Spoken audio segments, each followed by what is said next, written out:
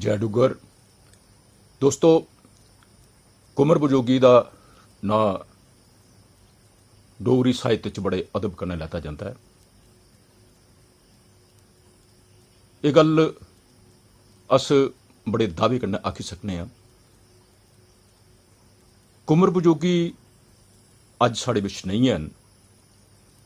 उनेंगी तकरीबन 5 साल होई है साढ़े कोला बिछड़े दे,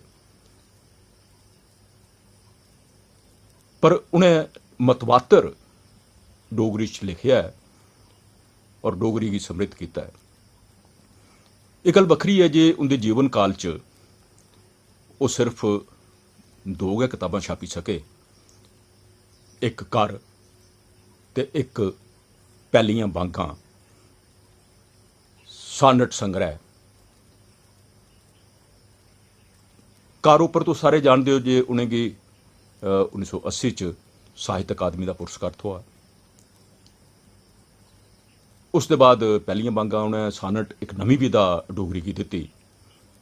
डोगरी आस्ते वो बिल्कुल अछूती और नवी विधा ही, हालांकि अंग्रेजी च काफ़ी पुराना चलन है, लेकिन उसके अलावा बाकी भी भारतीय भाषाएं च सानट गी उस चाली लैता नहीं गया जां लिखोआ नहीं।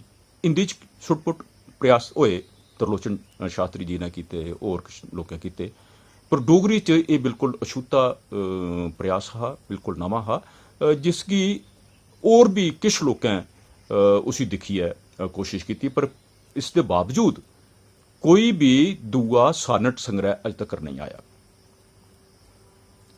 दोस्तों, वो लिखते रहे, मतवातर लिखते रहे, ते उनकी ब्याज दे सफ़े भरोचते रहे। अपने जीवन काल च वो केह् सोचते हे, कियां उन्हें छपाना हा अपना सारा मसाला, अपना मसौदा, ये तो उऐ जानते न। इसले तक्कर मेरे कोल उंदियां पहलियां 2 किताबां मलाइयै ते और भी अजें छपने आह्लियां किश किताबां 12 डोगरी दियां ते 2 अंग्रेजी दियां किताबां छपी चुकी दियां, अजें होर किताबां छपने आह्लियां छपी चुकी दियां जेहड़ियां, पर मेरे तक्कर अजें तक्कर ओह् पुज्जियां नहीं हैन। बहरहाल मैं तुसेंगी सारें कोला पैह्लें जेहड़ियां मुड़-मुंडा उ'नें छापियां, मतलब दूई बारी मुड़ियै छापियां किताबां, जियां एक घर तुस दिखदे हो, एक घर ये पैह्लें छपी चुकी दी है, पर इसी मुड़ियै छापिया गया। इसकी खासियत यह है इस किताब च कि जड़ियां किताबां, जड़ियां रुबाइयां अनछपियां हियां, किश घर च शामिल नहीं हैन, इसदे च ओह् भी शामिल ने। ये तुस दिखगेओ ते तुसेंगी एक बक्खरी नवी किताब लग्गग कि इहदे च पुरानियां घर, जेहड़ा घर छपे दा है उहदे च जड़ियां रुबाइयां हैन, उसके अलावा 135 होर नवियां न जड़ियां उन्हें छापी दियां नहीं हैन।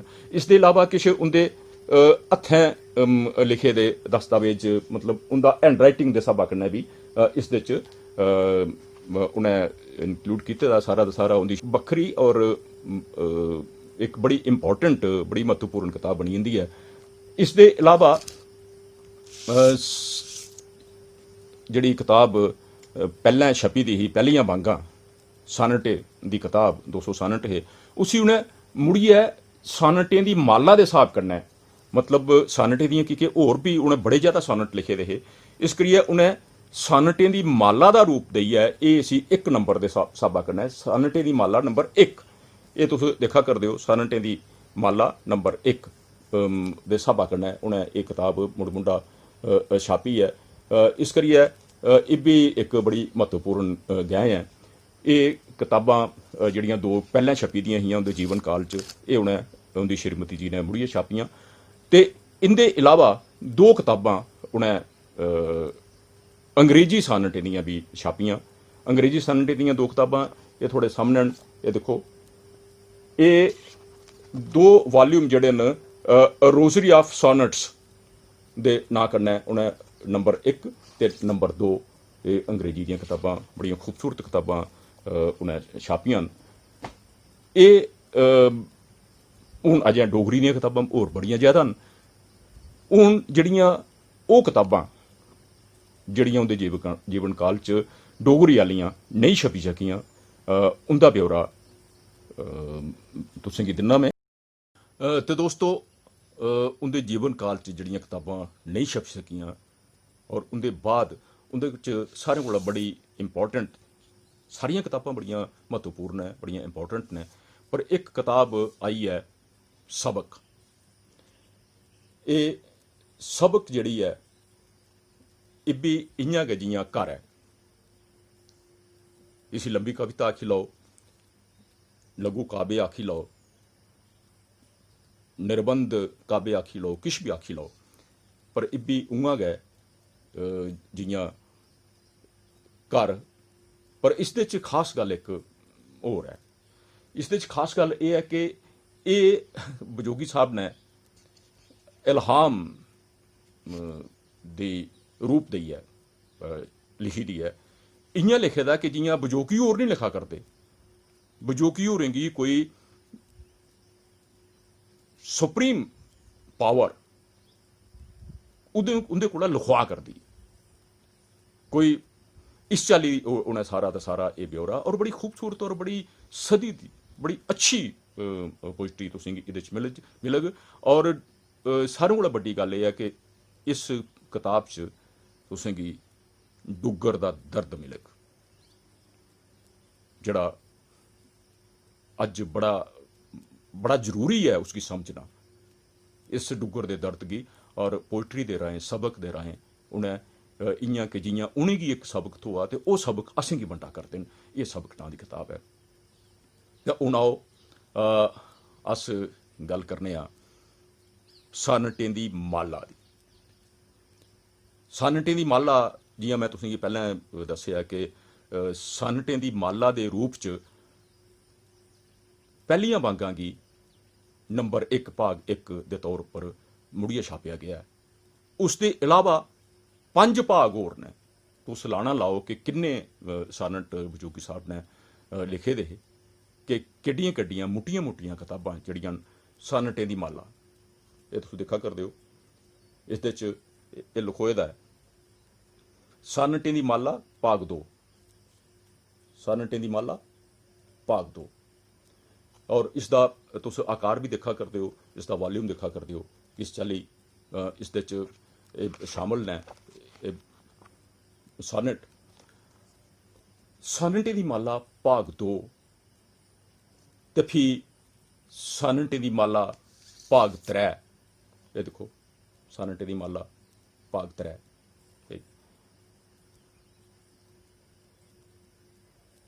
सानटें दी माला भाग 3।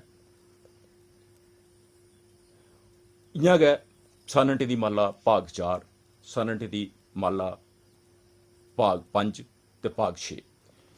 इंदे च मैं तुसें गी गल करां जेकर 2 ते 3 दी, ते 2 ते 3 दी गल जेकर मुट्टे तौर पर गल कीती जा, ते बजोगी साहब ने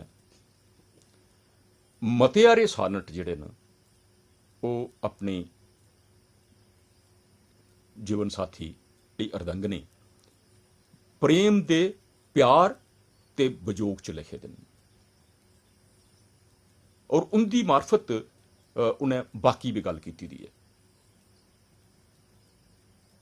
असल च दिखा जा तो बजोगी गी ओवरऑल जेकर असें दिखना होऐ, उनकी शायरी गी दिखना होऐ, तो पहली नज़र च वो प्रेम दे शायर न। वो पूरी चाली, पूरी शिद्दत कन्नै और पूरी तनदेही कन्नै एक प्रेम करने आले, प्रेम की समझने आले और प्रेम की पूजा करने आले शायर ने।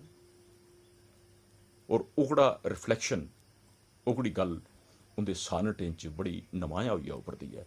और खास करिए इन्हें दोनों वॉल्यूम एकड़ी गल बड़ी साफ शिद्दत कन्नै लभदी है, वो उनका विछोड़ा, अपनी प्रेम का विछोड़ा जड़ा उन्हेंगी दिन रात खलदा है। और उस गी लेइयै ओह् अपनी कथा व्यथा जिहड़ी है ओह् सनटें दे जरिए नज़में दे जरिए गीतें दे जरिए क्हानियें दे जरिए ओह् बाकायदगी कन्नै बिल्कुल नमें नमें जाविये लेइयै नमें नमें अजाम लेइयै ओह् गल करदे न। ते दोस्तों सनटें दी लड़ी च अजें त्रै गै लड़ियां असें फरोलियां न, त्रै अजें बकाया न। इंदी गल भी करने आं, इंदी गल भी अस ते दोस्तों जि'यां मैं गल कीती है जे सनटें दी माला 4 ते 5 दी गल 2 ते 3 दी गल पैह्लें कीती है ते 4 ते 5 एह् थुआढ़े सामने न। एह् सनटें दी माला भाग 4 सनटें दी माला भाग 4 ते एह् है सनटें दी माला भाग 5। तुस दिक्खा करदे हो एह् सारियां दी सारियां कताबां इक्कै चाल्ली दे डिजाइन च छापियां गेदियां न ताकि एह् एक सीरीज के तौर पर जानियां जान, एक सीरीज के तौर पर। तो दोस्तों सनटें दी माला भाग 4 200 ते 32-33 सफ़े दी 23-24 सफ़े की किताब है ते 5 जिहड़ी है वह 32-33 सफ़े की किताब है। तुस जानते हो कि सनट एक ऐसी विधा है जिहड़ी जिहदे च सिर्फ 14 लाइनां होंदियां न ते 14 लाइनां एक सफ़े पर बड़ी आसानी कन्नै आई सकदियां न। मतलब ये कि एक सफ़े पर एक सनट, पहले 4-5 सफ़े जिहड़े कड्ढी भी दित्ते जान तो तुस लाई लो कि 200 कोला उप्पर ये पेज ने, एक दे 232, एक दे 224, 23 ते किन्ने सनट ने।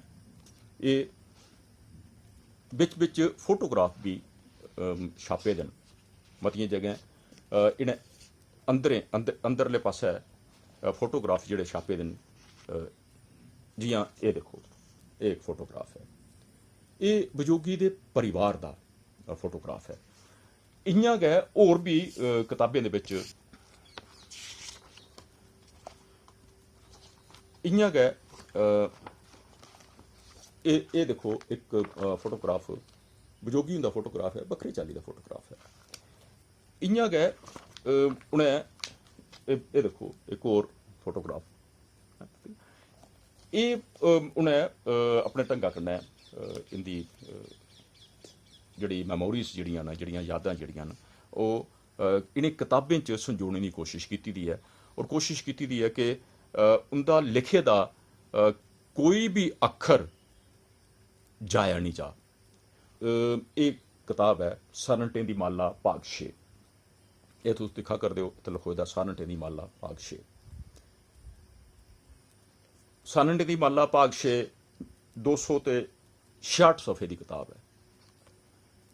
266 सफ़े की किताब तुस लाना लाई सकते हो कि एक किताब सनटें दी बजोगी साहब अपने जीवन काल च छापी चुके दे हे 200 सनटें दी ते 5 उसदे बाद छापा कर दियां न।